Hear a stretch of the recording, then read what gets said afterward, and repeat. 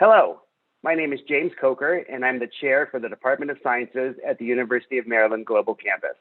Welcome to Navigating the Future, our ongoing webinar series where we look at various areas of our society and how COVID-19 is affecting them. Today, we are going to be talking about doomscrolling, everybody's favorite new topic, and why we do it and how we can stop it. And I'm very excited to introduce you to our guest today, Dr. Frances Lebamoff, who is the Program Director for Political Science. So without any further ado, let's get right into it. So Frances, we're going to start off very broadly. So let's first talk about what is doom scrolling. Doom scrolling is sort of like going down a dark, deep rabbit hole and doing it repeatedly. You see some bad news on your computer screen, internet. Maybe you heard about it on the car radio when you were headed somewhere. And you feel somehow compelled to continue to not only follow up on that piece of bad information or depressing information or sad information, but also to look for other pieces of bad information. So all you're doing is feeding it. And it gets to be really, really tough. It can come out of the hard sciences. You can hear it about the military. And again, you feel compelled to keep on finding more and more dark and deep information. Yeah, I mean, this is a thing that has entered our life, I feel like, since about 2019, but not too much before that. So maybe not a lot is known about it, but let's move on to our second question, which is, how do you think doom scrolling has been affecting people? I think that anybody who follows up on bad news with more bad news, or going deeper into that bad news, going down that rabbit hole, it's tough. It tends to depress you, first of all. So I think it has that effect. I think formal studies that have been done on people who are inveterate doom scrollers have shown that they don't take time for other things. There's no time for bright lights and Hollywood. They lose touch with friends, family, etc. Some of the same things you see with people who are social media addicts, so to speak. But it's more than that. They tend to suffer more from mental illness, according to NPR. And we find out that their minds are wired to look out for threats. They're not looking for anything good to happen to them. They're looking for the bad stuff. That's not it's not a real positive way to live. That's really interesting. So because you're our program director for political science, I wanted to dive a little bit deeper into sort of that area, because I know that's one of your many areas of expertise. So what impact do you think doom scrolling had on the 2019 election? 2019 or 2020? Let's go with both. Oh, 2020, actually, you're right. 2020, because it's 2021 now. That's right. I know, isn't it awful? The time is just zooming. See, you've been down that rabbit hole, doom scrolling, and you lost track of the year. There you go. Exactly. There's a good example right there. I think that doom scrolling had a certain effect on the 2020 elections in terms of people voting early, mail-in voting, and potentially when they went to the polls, when they could get that job done. The people who doom scroll incessantly, as I say, tend to be pretty negative. So they were picking up on a message for 2020 that there was voter fraud, that there were all kinds of issues with voting machines, that mail-in voting could either be good or bad, depending upon which trail you were following.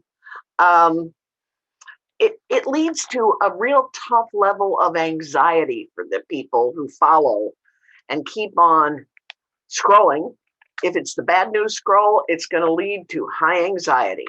And there was a lot of bad news out there to scroll through for quite a long time. A couple of months before the election, certainly during the election, and then after the election, with all of the questions that were being raised on whether Pennsylvania's votes were valid or whether Arizona's should be counted for whom and for whom, recounts in Michigan in 2 counties. Those are tough things for people who are looking for the bad news, although they're going to find it. But then they go on and they keep looking for answers to the news that they have been exposed to. And that has, an effect on the election for sure. If you looked at the party's ads before the election, they were pretty dark and dreary. And that's a tough one too.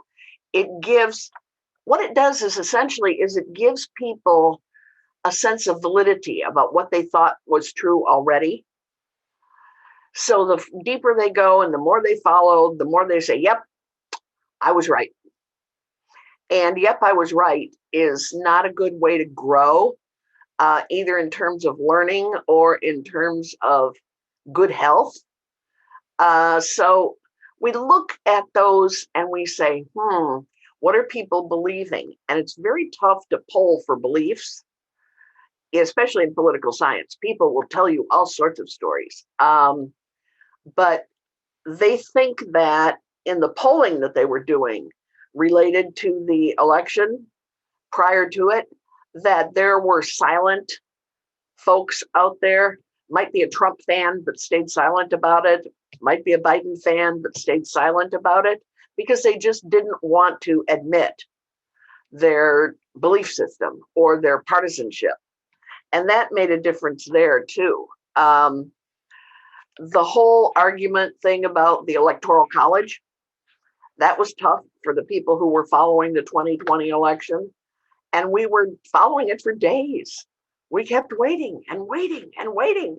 And then we had the whole January 6th upheaval at the Capitol when the Electoral College votes were supposed to be validated, counted, and then basically turned in and said, yep, okay, everybody's good.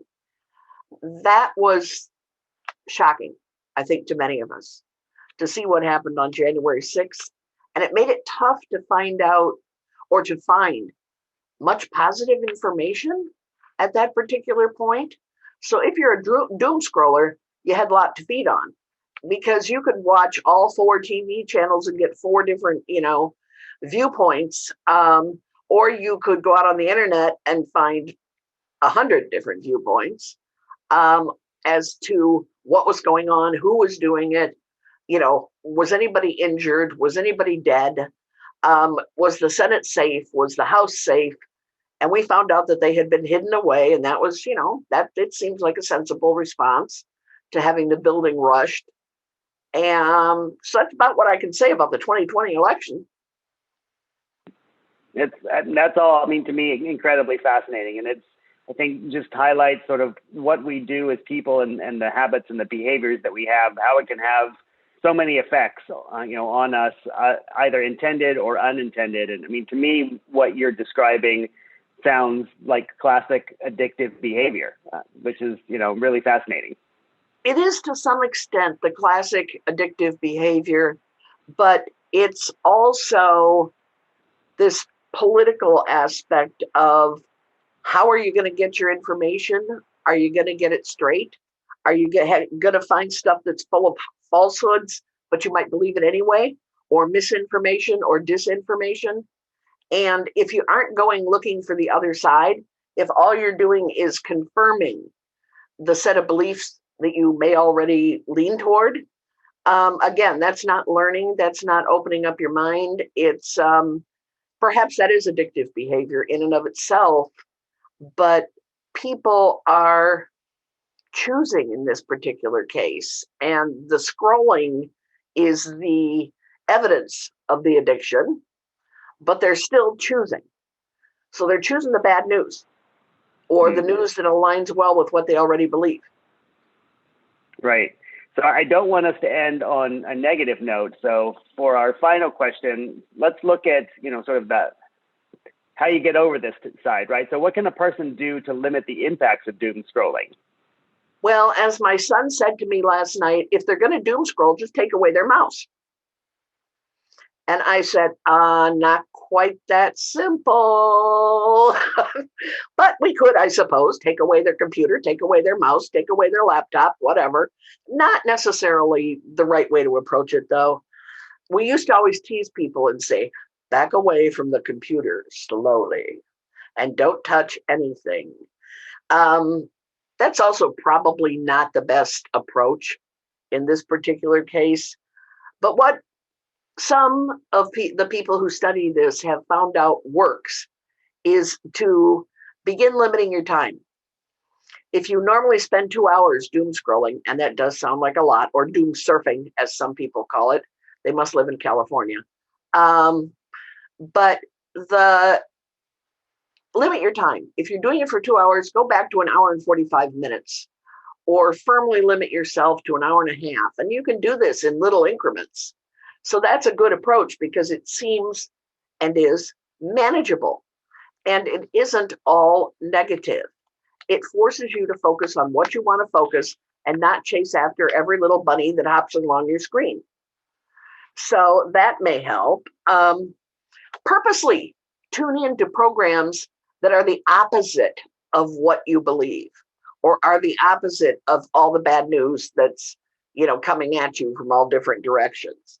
Try to see if you can stretch your mind around it and why people might be taken by the opposite approach. And I think that's kind of important. Just because somebody says that the mainstream media is fake news doesn't mean that it is. If you realize that, I think that that's a big step, because there are a lot of sites out there that use the term fake news on a regular basis, and it's usually aimed at the mainstream media. And then pretty soon you don't want to, dance that dance. But ask yourself questions as you read or as you watch. Is this believable? Are there facts behind it? Who are the facts coming from? I think a lot of us were taken aback by all the lawsuits that were filed against, or whatever, the voting outcomes, because they kept filing lawsuits with no evidence. And we are, as political scientists, as psychologists, sociologists, biologists, all those people, we're trained to look for evidence. And we want proof. If you're in legal studies, if you're in one of our other programs, we want proof. And I think that that's, really, really important. If you have somebody you trust that you can ask questions, like, what did you think of this? What did it strike you as? Preferably somebody with a different view from your own. Avoid social media if you can, except, of course, for your parents or your grandparents or your dearly beloved or your children. But avoid social media. Probably one of the larger sources of the doom part of scrolling.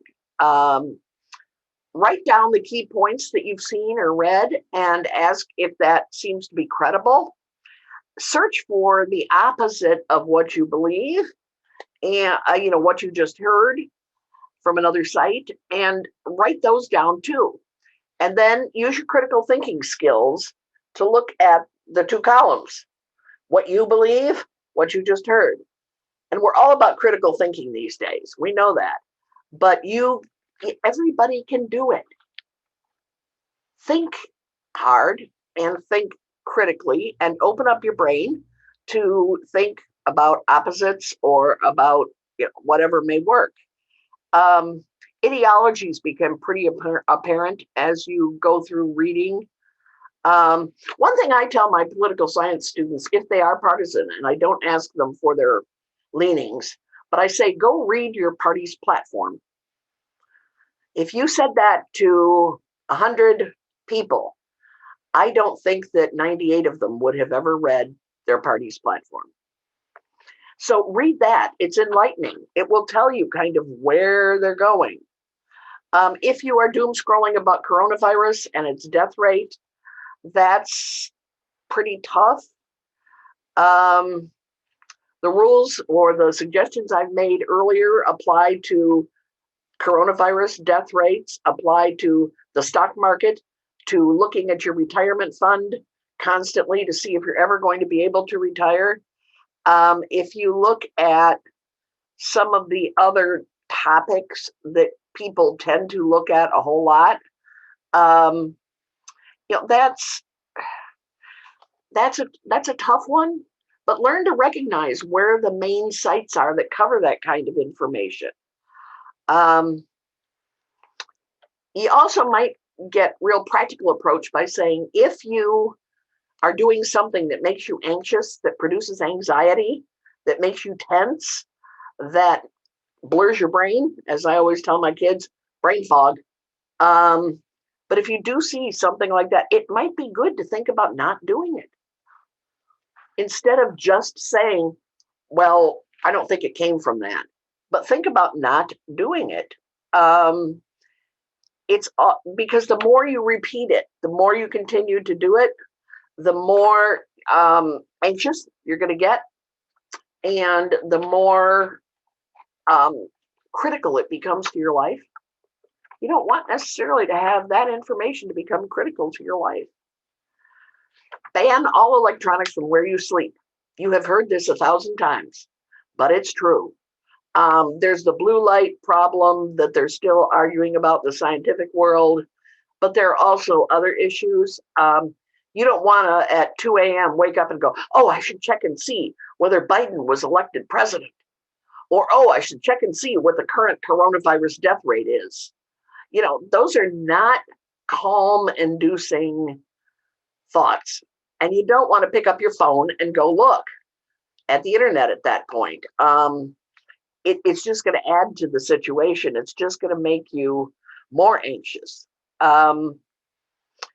Taking one more quick peek at Facebook or at any of the other, major sites, social media sites especially, is not going to change anything.